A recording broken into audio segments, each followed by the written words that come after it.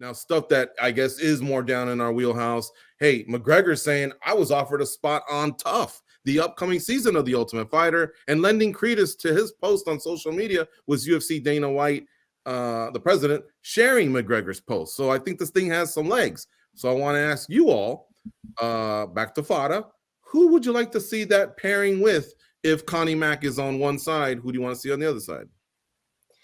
Tony Ferguson is my answer, and I'll say why. It's not necessarily that that's the comeback fight I want for McGregor. And I remember he coached last time when he coached it was against Uriah Faber, and they didn't fight. So I don't know if it's necessarily going to go down the route of that's going to be his opponent. But the reason why I picked Tony Ferguson is because obviously there's history there. There's a lot of back and forth. The whole Paradigm thing, of course, Tony Ferguson was represented by Paradigm, which Conor partially owns. So he's upset with the way things went down. So there's a lot of history there. Is it the fight necessarily? I think Michael Chandler is better for Conor McGregor as a comeback fight in the sense that it does more for him. I know people are going to point to Tony Ferguson's losing skid and say that a win is going to not do much for Conor McGregor. He did come back against Cowboy Cerrone last time, and he is coming off a pretty gruesome injury as well. So I don't think the Tony Ferguson fight is even a bad idea. I prefer Chandler as a fight for his comeback. But in terms of filming the show, Chandler has been very respectful towards Conor, and I love Michael Chandler, and I'd love for him to get that opportunity to fight Conor. But he's kind of been very respectful towards Conor. If we're talking about ratings and entertainment and whatnot, yes, Conor brings the ratings regardless of who he coaches against, but I just think it'll be a lot more fun and wild and weird and crazy with Tony Ferguson. You want the fireworks, don't you, Fada? You're thinking, what was it, season 10 with Rampage and Evans? That was a good one. I'm feeling what you're saying. All right, how about you, Goes? Which way are you leaning here? Well, I mean, the timing of this is pretty hilarious, right? Like, to me, this should be called the ultimate distraction, but we're here. He's in there, right? And we're not talking about the other stuff. We're going to be talking about the Ultimate Fighter. So I think if you're going to put him in a house for that long or on a show for that long, we've heard so much of Conor McGregor saying this, Nate Diaz saying that, but at the end of the day, we didn't get the third fight, and I'm kind of tired of that. So I don't want to see that happen again, because I agree, like, I don't want to see Tony Ferguson fight Conor McGregor, but I do want to see Michael Chandler fight him. And so if we can get that payoff, I like Michael Chandler being in that house. Now, Michael Chandler, one of the nicest dudes on the planet, sweet guy. But George, you know as well as anyone, you pull out tic-tac-toe, and that guy is a competitor. He will get in your face. You will see a different Michael Chandler in that house. And he's fresh blood for the Ultimate Fighter, right? The time that he came around in the UFC, he's been marketed well, but I don't think people have seen his real personality. And I think it'll come out in the Ultimate Fighter. I think when Conor gets in his face, he's going to get right back in his face. And what I like about it is there would be a payoff and a fight at the end. And I think that's really important, man. Put those two together, I think you got fire. All right, Danny, are you going to serve as the tiebreaker, and or do you have a different idea in which the Ultimate Fighter, the direction they can go? I'll serve as a tiebreaker, but before I break the tie, I think the UFC dropped the ball here a couple of times. And I know getting these things done is difficult, but ideally, McGregor should have been doing the Ultimate Fighter with Nate Diaz to close off that trilogy. You build it up real nice. You bring back attention to the show, since it seems that Contender Series and other things are picking up a lot more importance nowadays than the Ultimate Fighter. I think that would have been option number one. Number two, you should have booked, if the Nate Diaz thing wouldn't have happened, of course, now he's a free agent. Number two, you shouldn't have booked Masvidal against Burns. I think Masvidal should have been doing the tough house with McGregor. I mean, you talk about building up a fight, a promo, those two talking for hours on a reality TV show. That would have been quite interesting to see, and you would have built up a huge fight. And who knows, maybe even launched an entire new rivalry, just like the Nate Diaz Conor McGregor one. So that's for starters. I think, they dropped the ball on those two occasions. But keeping in mind that Nate Diaz is no longer an option, that Jorge Masvidal is no longer an option. And if I had to pick, I do acknowledge that Chandler and Ferguson are sort of the best two plan Cs, if you will. I think Ferguson is the move. I think, with the Ultimate Fighter, you usually want to get a little bit of a rivalry going on.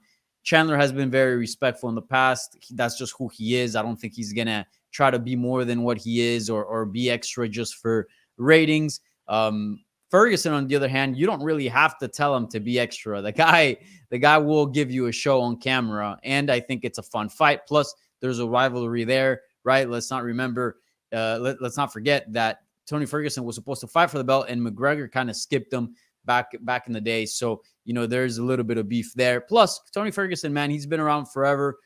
A lot of us, including myself, feel like he kind of got screwed over a little bit towards in the prime of his career in terms of title fights. Bad luck, injuries, also politics. So I would like to see him get a big fight. And the biggest fight you could possibly get in the sport is Conor McGregor. So I think he does deserve it and a nice payday. So I'm going to go with the option of Tony Ferguson in this one. Can I say something here? Like, okay, I love your idea about Jorge Masvidal, but if you put those two in the vicinity of each other for 8 weeks, you're going to end up with more combos than a Jack in the Box menu, right? Those guys will fight 5 times in that house. Well, Jorge Masvidal. You guys know him. There's no backing down with that guy. And Conor McGregor is going to provoke him over and over. If they can make it happen, holy crap, that's ratings galore. But I don't think they can, man. Some extra security in there goes. A lot. Fada, you were going to chime in? Yeah, I was just gonna say that. Ferguson's won the Ultimate Fighter as well. It'll be good to have him on there. He's obviously has the experience of being in the house, won at welterweight actually. But yeah, and he's a guy that could also fight Conor McGregor at welterweight. Seems like he's gonna stick to welterweight. So I know Chandler was talking about I'll fight McGregor at welterweight, but he hasn't done that before, whereas Tony Ferguson has. Yeah, and we've all said if McGregor were to win one fight, then I think we can all stomach him fighting for a title because we realize the pull that he has. We don't want him walking straight into a title.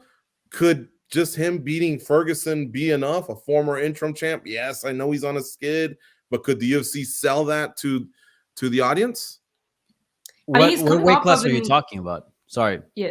No worries. I was going to say he's coming off of an injury. We forget about that. He's coming off a gruesome injury, so he's not – I'm not necessarily calling Tony Ferguson a layup for him or whatnot, but we have to consider that we don't know what kind of McGregor we're going to get. Look at the way Anderson Silva was when he came back from that injury. Weidman's yet to come back, so it's not an easy thing to come back from an injury like that. So throwing him straight into the fire, I know people throw Dustin Poirier's name. Somebody that Jay Abraham said has to be Dustin. I don't know if you want to do that. I think, we don't even know what kind of McGregor we're going to get.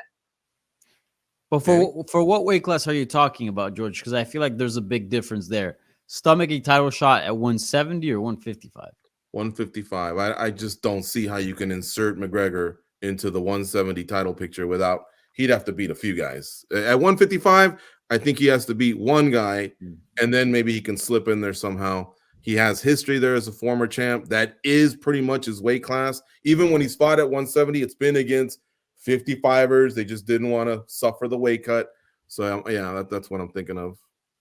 I think honestly, a win over Chandler would get him closer to that. I mean, I think a win over Chandler right now in 2023 is more valuable than a win over Ferguson. But at the end of the day, if the UFC decides to throw McGregor in a title fight, I don't think a ton of people, especially as the day gets closer, would complain, given that, it would be a spectacle, it'll be huge. And, it's Conor McGregor. He's kind of the exception of all rules. As it was mentioned earlier, he didn't fight Faber. So could he just coach against Poirier and them not fight? Or if the thing really, really brews over, maybe Poirier says, all right, well, I'm up 2-1, but let's do this.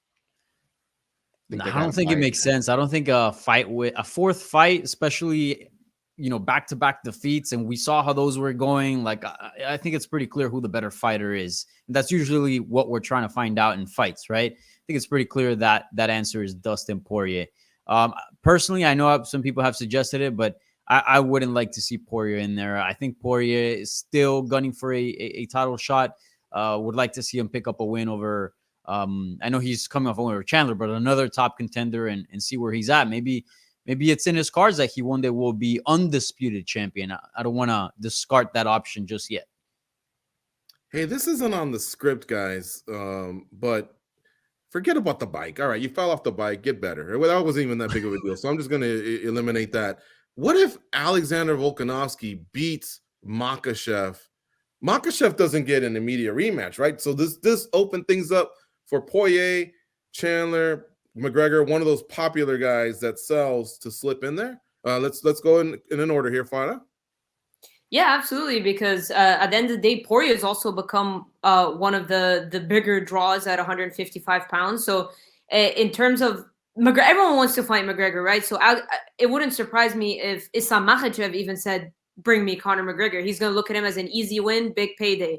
So I think in regards to Conor specifically, everyone's going to want to fight Conor McGregor. As soon as Conor McGregor comes back, if he just notches one win, everyone's going to be calling his name. But even Dustin Poirier is a lucrative fight at 155 pounds. So if we're talking about Poirier and title picture, Volkanovski beats Islam Makachev, and obviously he's going to have to defend that title. I don't assume he's going to vacate it, but Poirier is another guy that could just jump straight back into the title picture because Poirier is a lucrative name. And I know people are going to say because he got that from beating McGregor twice. Regardless, the guy is one of the most entertaining fighters on the roster. He's one of the biggest names in the sport, and he is one of the most lucrative fights at 155 pounds. So Poirier is a guy that a lot of lightweights call for as well. So yeah, Volkanovski coming or becoming champion is going to shake things up. But also, you know, Poirier hasn't fought Islam Makachev either. So Islam could want that Poirier fight too. Who knows?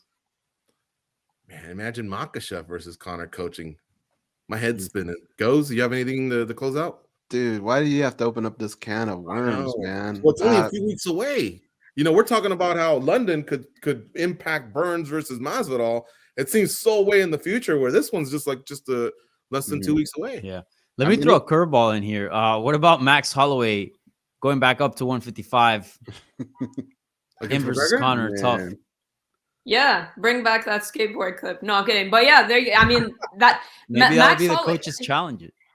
Yeah, let's see. Look at that. But when that happened, Max Holloway's team was so friggin' excited, and then Conor lost. So, I mean, I know Max and his team wanted. So, yeah, there's history there. And listen, there's so many big fights for Conor McGregor. I think he just needs to come back and get one win, and then sky's the limit.